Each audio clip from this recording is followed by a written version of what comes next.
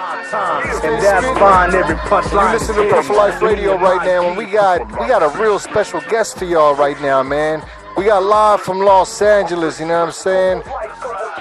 From the Diocese camp, you know what I'm saying? From the Aftermath camp. We got Bishop motherfucking Lamont. What's poppin', Bishop?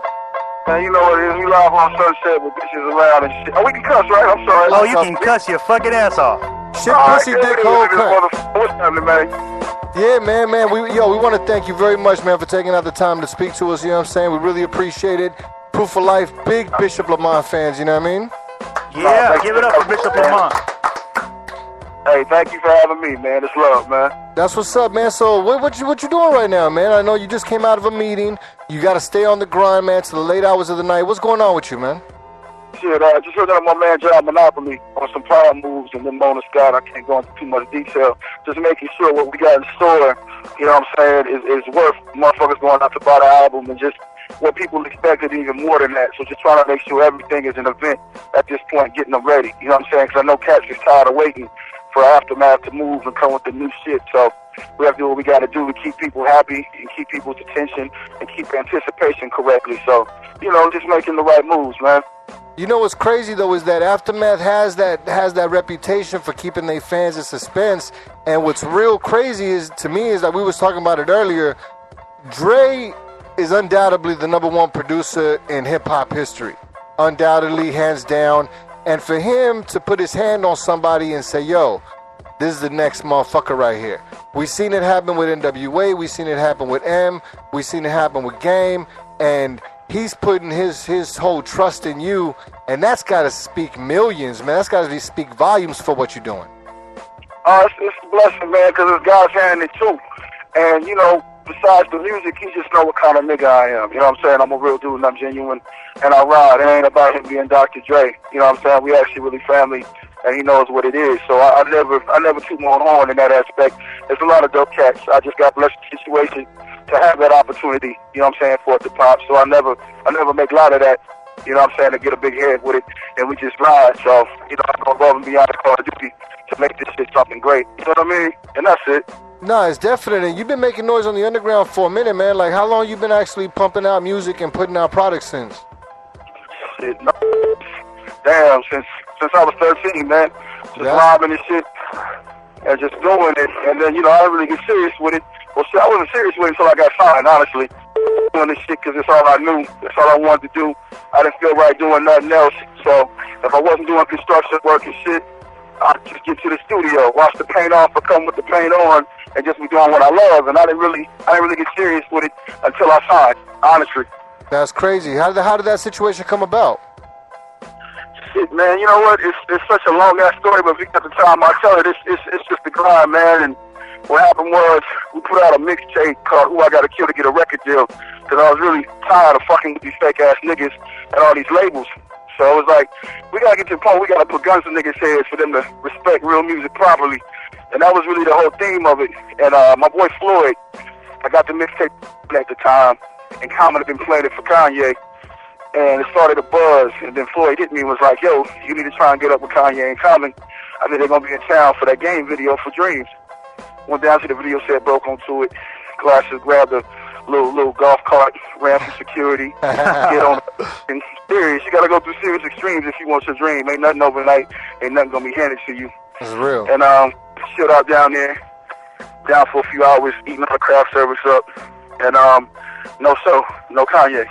But who pops out the trailer? Dr. Dre. I'm just trying to make the shit worthwhile and press some bitches. You know what I'm saying? Delaney down there, gang manager Jimmy down there, you know what I'm saying? That's family. And I'm like, "Yo, Delaney, I never asked you for nothing.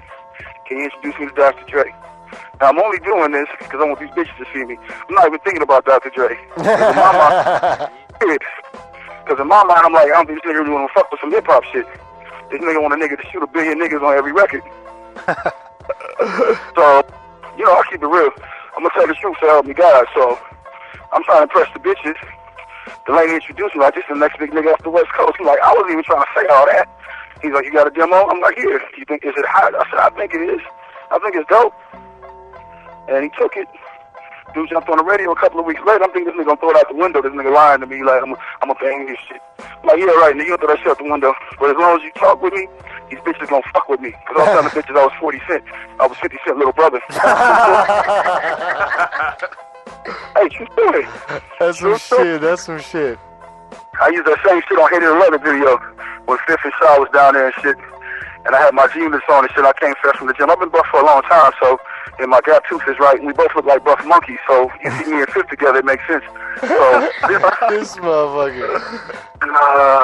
But that's how it happened. Dude went on the air, man, and I almost crashed. I was going to Vegas that morning, and he announced it on the air. You know, he said, I've been playing this demo for a while. This dude I met, his name is Bishop Lamont, and I almost crashed and shit. He said, you know, I want to check him out.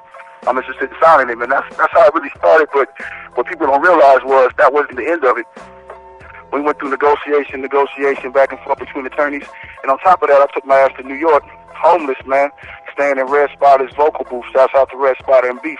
They blessed me. I ain't never been to New York before. I know what the fuck Manhattan was, or whatever fuck was whatever.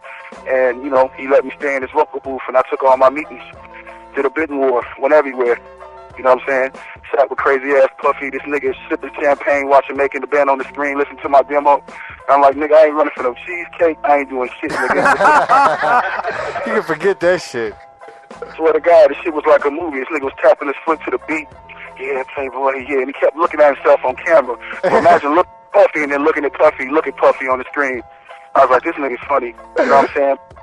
I went to every label, man. Clive Davis falling asleep listening to the music. You know what I'm saying? Clive Davis going to sleep. He old. He go to sleep. He wake up. Oh, that's hot. Yeah. He go to sleep again. But I mean, I went to every label, man. I remember when I think Kim was about to go in, or I think Kim was about to go to jail. And, you know, met her. She was cool as fuck with Craig Calvin over there at Atlantic. Just met everybody, man. Met with Dame Dash, and that's how Dame Dash became my uncle. I mean, you know, met Jay. You know, that's how you get a lot of good friends. But I went through a lot before I decided to sign with Aftermath. Yeah, man. So, what you say? Nah, I was just gonna tell people, man, yo, you gotta listen. You hear that story, listeners? Every up and coming artist that's out there, man, you gotta do what the fuck you gotta do.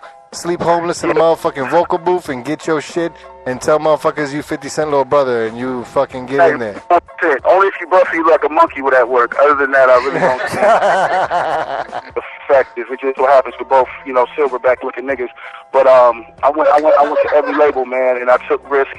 I did a lot of stuff. I used to do stunt work on videos way before niggas knew that I was rapping. You know what I'm saying? That's how I met Bus years ago doing the Dangerous video. I worked on a lot of terrible Master P movies, doing the, you know, the stunts, the car crashes, the fight choreography. If you watch I Got the Hookup, you see me in a terrible scene with the locker room. You see a young skinny Bishop, you know what I'm saying, beating niggas up and shit. But I did a lot. I paid my dues on a lot of different levels before it even got here. So people always think things are overnight. They're not. And then once you get signed, that's not the end of the fight. You got to fight even harder because now it's a whole new set of rules and politics and bureaucracy that you're not ready for. That has nothing to do with you.